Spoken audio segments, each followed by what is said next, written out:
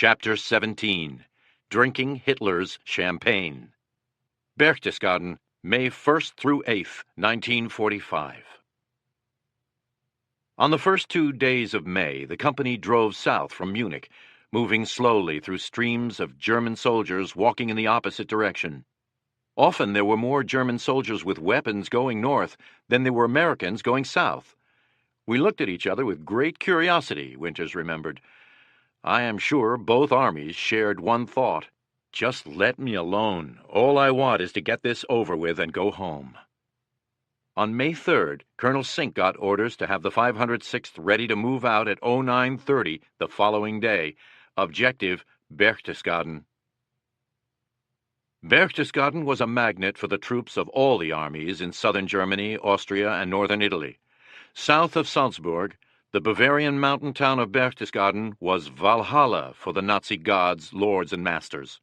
Hitler had a home there, and a mountaintop stone retreat called the Altershorst, Eagle's Nest, 8,000 feet high. Thanks to a remarkable job of road building, cars could get to a parking place within a few hundred feet of the Altershorst. There, a shaft ran into the center of the mountain to an elevator which lifted into the Altershorst. The walls of the elevator were gold leaf. It was to Berchtesgaden that the leaders of Europe had come in the late 1930s to be humiliated by Hitler. Daladier of France, Mussolini of Italy, Schuschnigg of Austria, Chamberlain of Britain, and others. They had feared Hitler, as had the whole world. Now that Hitler was dead, the fear was removed. But that only highlighted the fascination with Hitler and his favorite retreat, which seemed to hold one of the keys to his character. It was to Berchtesgaden that the highest-ranking Nazi leadership had flocked, to be near their Führer. Himmler, Göring, Goebbels, Martin Bormann had houses in the area. There was a fabulous apartment complex for the SS. It was to the Berchtesgaden area that much of the loot collected by the Nazis from all over Europe had come.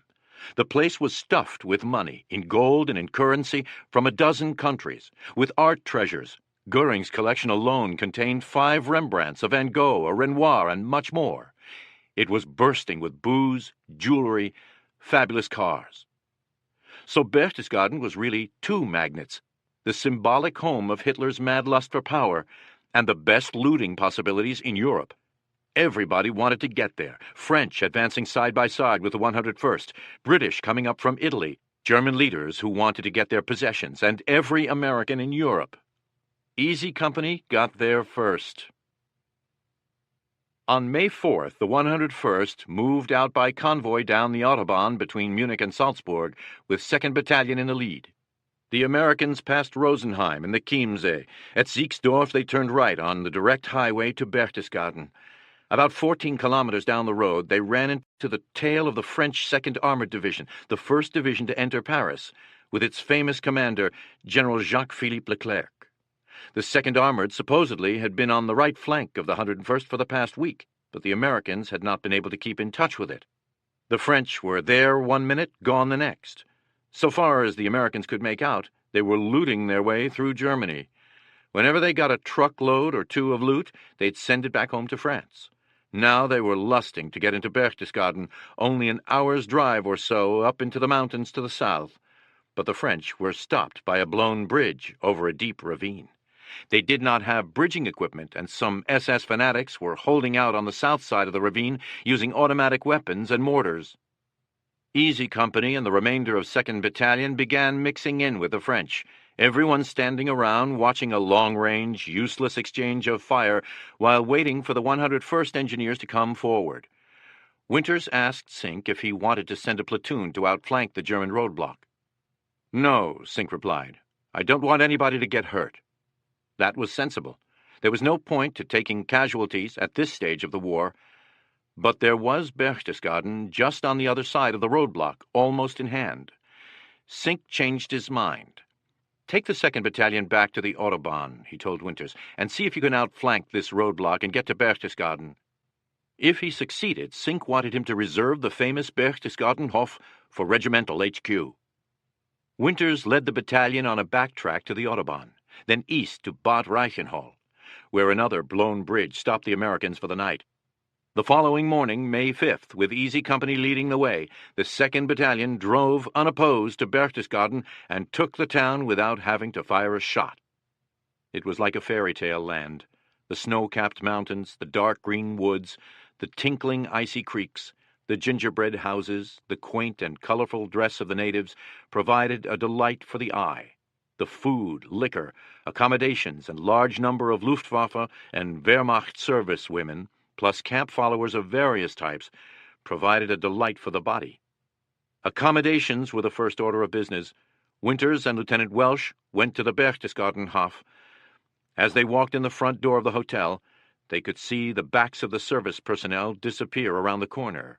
They went into the main dining room, where they saw a waiter putting together a large set of silverware in a 4-foot-long velvet-lined case.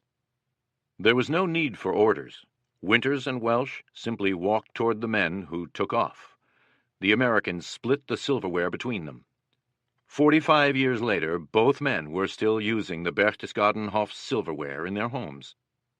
After getting what he most wanted out of the place, Winters then put a double guard on the hotel to stop further looting, as he put it, with a straight face, in one of our interviews. But he berated himself. What a fool I was not to open the place to the 2nd Battalion. Because when regimental and then divisional HQ arrived, they took everything movable. Winters picked one of the homes of Nazi officials perched on the hillside climbing the valley out of Berchtesgaden for his battalion HQ. He told Lieutenant Coing, his S4, to go to the place and tell the people they had 15 minutes to get out. Coing was a replacement officer who had joined up in mid-February back in Hideout. He had not been hardened by battle. He returned a few minutes later to tell Winters, the people said no, they would not move out. "Follow me," Winters declared. He went to the front door, knocked, and when a woman answered, he announced, "We are moving in, now." And he and his staff did just that, as the Germans disappeared somewhere. Did I feel guilty about this? Winters asked himself in the interview. Did my conscience bother me about taking over this beautiful home? No. We had been living in foxholes in Normandy. We had been in the mud at Holland, the snow in Bastogne. Just a few days earlier, we'd seen a concentration camp. These people were the reason for all this suffering. I had no sympathy for their problem, nor did I feel that I owed them an explanation. Nor did the enlisted men have the slightest problem, physical or psychological, in taking over the SS barracks, an Alpine-style apartment house block that was the latest thing in modern design, plumbing, and interior decoration. Officers and sergeants got sumptuous homes of Nazi officials perched on the mountainsides overlooking Berchtesgaden. Winters set up the guard around town, mainly to direct traffic and to gather up surrendering German troops to send them to POW cages in the rear. Private Heffron was thus in command at Crossroads when a convoy of 31 vehicles came down from the mountain. At its head was General Theodor Tollsdorf, commander of the 82nd Corps. He was quite a character, a 35-year-old Prussian who had almost set the record for advancement in the Wehrmacht. He had been wounded 11 times and was known to his men as Tollsdorf the Mad because of his recklessness with their lives and his own. Of more interest to E Company men, he had been in command of the 340th Volksgrenadier Division on January 3rd in the bitter fighting in the Bois Jacques and around Foy and Noville. Tollsdorf expected to surrender with full honors and then be allowed to live in a POW camp in considerable style. His convoy was loaded with personal baggage, liquor, cigars, and cigarettes, along with plenty of accompanying girlfriends. Heffron was the first American the party encountered. He stopped the convoy. Tollsdorf said he wished to surrender. Heffron summoned a nearby second lieutenant. Tollsdorf sent the lieutenant off to find someone of more suitable rank. Heffron, meanwhile, seized the opportunity to liberate General Tollsdorf's Luger and briefcase. In the briefcase, he found a couple of iron crosses and 500 pornographic photographs. He thought to himself, a kid from South Philly has a Kraut general surrendered to him. That is pretty good. Everyone was grabbing loot at a frantic pace. German soldiers were everywhere. Wehrmacht, Waffen-SS, Luftwaffe, officers, non-coms, privates, looking for someone to surrender to. And Dog, Easy, and Fox companies of the 506th were the first to get to them. From these soldiers, Webster wrote to his parents on May 13th, We obtained pistols, knives, watches, fur-lined coats, camouflage, jump jackets. Most of the Germans take it in pretty good spirit, but once in a while we get an individual who does not want to be relieved of the excess weight of his watch. A pistol flashed in his face, however, can persuade anybody. I now have a Luger, 2 P-38s, a Schmeisser machine pistol, 2 jump smocks, 1 camouflage winter jacket, several Nazi flags about 3 feet by 2, and a watch. The Eagle's Nest had been thoroughly worked over by the Army Air Force. The elevator to it had been put out of action. But to men who had been up and down Currahee innumerable times, the climb to the top was more a stroll than a challenge. Alton Moore was one of the first to get there. In the rubble he found 2 of Hitler's photo albums filled with pictures of the famous politicians of Europe who had been Hitler's guests. An officer from the company demanded that Moore turn over the albums to him. Moore refused. The officer threatened to court-martial him. Moore was in Malarkey's platoon. Malarkey ran to Battalion HQ to see Winters. He explained the situation. Winters told his jeep driver to take Malarkey back to his quarters and return with Private Moore and all his gear. When Moore arrived, Winters made him a driver for Battalion HQ. Thus was Moore able to take the albums home with him to Casper, Wyoming. With lodging taken care of, and having looted more than they could carry or could ever hope to get home, the next thing these young Americans needed was a set of wheels. No problem. In the vehicle park in and around town, there were German Army trucks, sedans, Volkswagens, and more, while scattered through the town and in the garages attached to the hillside homes were luxury automobiles. Sergeant Hale got a Mercedes fire engine, complete with bell, siren, and flashing blue lights. Sergeant Talbert got one of Hitler's staff cars, with bulletproof doors and windows. Sergeant Carson got Hermann Göring's car, the most beautiful car I have ever seen. We were like kids, jumping up and down. We were kings of the road. We found Captain Spears. He immediately took over the wheel, and off we went, through Berchtesgaden, through the mountain roads, through the country with its picture-book farms. As more brass poured into Berchtesgaden on May 7th and 8th, it was more difficult for a captain to hold on to a Mercedes. Spears got orders to turn it over to regiment. Carson and Bill Howell were hanging around the car when Spears delivered the sad message. Carson asked Howell if he thought those windows really were bulletproof. Howell wondered too. So they paced off 10 yards from the left rear window, aimed their M1s, and fired. The window shattered into 1,000 pieces. They gathered up the broken glass and walked away just as a captain from regiment came to pick up the car. Before Talbert turned over his Mercedes, he too did some experimenting. He was able to report to Winters that the windows were bulletproof, but that if you used armor-piercing ammo, it would get the job done. Winters thanked him for his research, agreeing that one never knew when this kind of information would come in handy. The men tried another experiment. They drained the water from the radiator of the Mercedes to see if it could run without it. With a third luxury car, they decided that before turning it in, they would see if it could survive a 30-meter crash, so they pushed it over a cliff. So the brass got luxury automobiles without windows or water or wrecks. Talbert's Mercedes burned out the engine trying to climb the road to the Eagle's Nest.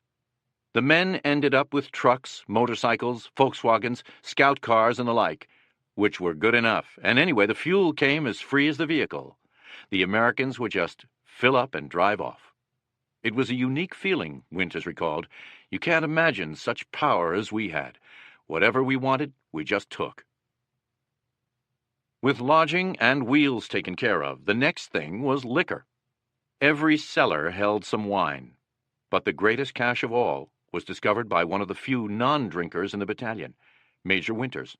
On May 6th, scouting on his own, he found Göring's officers' quarters and club. In one room, he found a dead German general in full-dress uniform, a bullet through his head, ear to ear, a pistol in his hand. He was a 2-star general later identified as Kastner. Winters wandered through, kicking open doors, when, Lord, I had never seen anything like this before. In a vaulted cellar, 15 meters by 10 meters, there were row after row of liquor racks stretching from floor to ceiling. The brand names covered the world. The later estimate was that the room held 10,000 bottles. Winters put a double guard on the officers' club entrance and another on the cellar, and he issued an order. No more liquor. Every man in the battalion was to go on the wagon for 7 days. Commenting in 1990 on this improbable order, Winters said, "Now I am no fool. You don't expect an order like that to be carried out 100%, but the message was clear. Keep this situation under control. I don't want a drunken brawl." That afternoon, Winters called Captain Nixon to him. "Nix," he said, "you sober up, and I'll show you something you have never seen before in your life." The next morning, May 7th, Nixon came to Winters, sober, and asked, "What was that you said yesterday that you were going to show me?" Winters got a jeep, and they drove to the officers' club. When Winters opened the door to the cellar, Nixon thought he had died and gone to heaven. He was sure he had when Winters said, "Take what you want, then have each company and battalion HQ bring around a truck and take a truckload. You are in charge." An alcoholic's dream come true. Paradise beyond description. First choice of all that he could carry from one of the world's great collections, then a chance to let his friends have all they wanted, and the perfect excuse to celebrate. The end of the war had come, and he was still alive. For the company as a whole, the celebration was grand and irresistible. Despite Winters' orders, and despite regular guard duty rotation, there was a party. There had to be. On May 7th, the Germans surrendered in Rheims to General Eisenhower, and word was flashed around Europe to cease fire. Take away the blackout curtains, and let the light of peace shine out. News of the German surrender, Winston Churchill said, was the signal for the greatest outburst of joy in the history of mankind. The men of Easy Company saw to it that Berchtesgaden participated in that party to the full. Once the distribution of Goering's wine had taken place, Carson recalled that you could hear the champagne corks going off all day long. As the celebration got noisier, Captain Spears began to grow a bit worried that it would become excessive. Sergeant Mercier, remembered by Private O'Keefe as our most professional soldier, got into the spirit of the day when he dressed in a full German officer's uniform, topped off with a monocle for his right eye. Someone got the bright idea to march him over to the company orderly room and turn him in at rifle point to Captain Spears. Someone got word to Spears before Mercier showed up. When troopers brought Mercier up to Spears' desk, prodding him with bayonets, Spears did not look up. One of the troopers snapped a salute and declared, "Sir, we have captured this German officer. What should we do with him?" "Take him out and shoot him," Spears replied, not looking up. "Sir," Mercier called out. "Sir, please, sir, it's me, Sergeant Mercier." "Mercier, get out of that silly uniform," Spears ordered. Shortly thereafter, he called the company together. He said he noted that the men who were relatively new to the company were celebrating out of proportion to their contribution to the victory. He wanted it toned down. No more shooting off of weapons, for example, and especially not of German weapons, which made everyone jumpy when they went off. But trying to stop the celebration was like trying to stop the tide. Not even Spears could resist. Back in Company HQ, he and Sergeant Carson sat in the orderly room popping champagne bottles, throwing the empties out the French doors. Soon there was a pile of empties outside. Spears and Carson went to the balcony for some fresh air. They looked at the bottles. "Are you any good with that .45 pistol?" Spears asked. Carson said he was. "Let's see you take the neck off one of those bottles." Carson aimed, fired, and shattered a bottle. Spears took his turn with the same results. Soon they were banging away. Sergeant Talbot came storming in, red-faced, ready to shoot the offenders of the company order. He saw Carson first. "Carson, I'll have your ass for this," he shouted. Just as he started explaining that Captain Spears had ordered no shooting, Spears stepped out from behind Carson, a smoking .45 in his hand. After a few seconds of silence, Spears spoke. "I'm sorry, Sergeant. I caused this. I forgot my own order." Webster, Lutz, and O'Keefe had meanwhile found their way to Goering's wine cellar.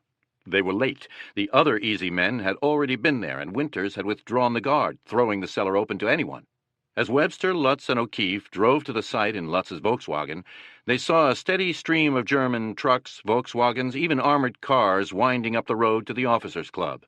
The last contingent of E Company men had a wooden box with them, which they stuffed with bottles. I was shocked to find that most of the champagne was new and mediocre, Webster remarked.